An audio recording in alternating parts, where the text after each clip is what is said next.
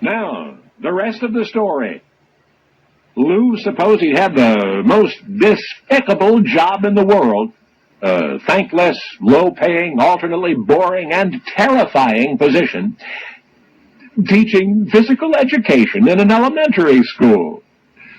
It was the children themselves that made the job so disagreeable. They hated Lou, and he hated them right back.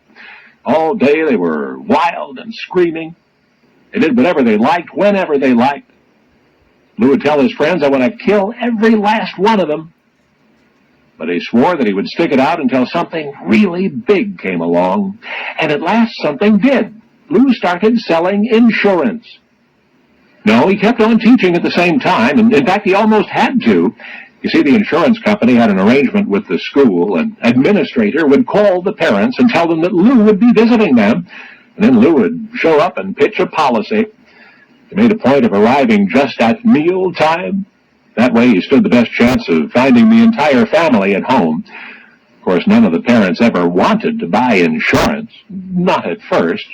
But Lou kept talking and talking and talking, and so persuasively did he represent his company's insurance that eventually most of his prospective clients came around. Sometimes they'd say, "Let me think it over." But later on, as often as not, a youngster would approach Lou in school saying that his parents had decided to purchase a policy.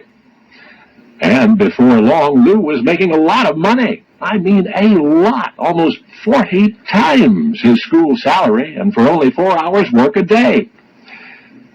But wouldn't you just know, it was too good to last.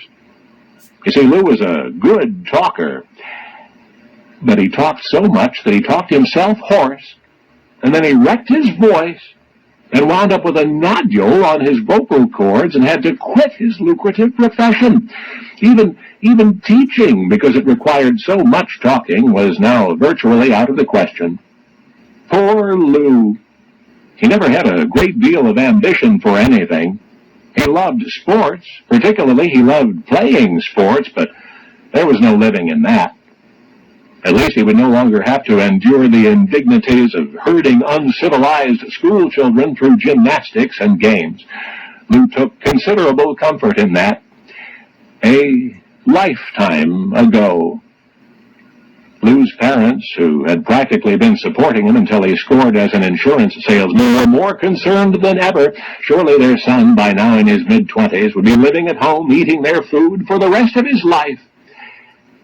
But then someone told Lou that less strenuous for the voice than talking was singing. And Lou started singing. And Lou became Luciano Pavarotti. Yes, the Luciano Pavarotti. You may best recognize him as one of the 3 tenors, but he alone was the premier operatic tenor of his time.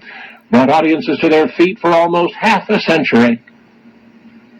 Well, now that golden voice is gone, but the memory of a child-hating insurance salesman lives on, because now you know the rest of the story. Leonard Cal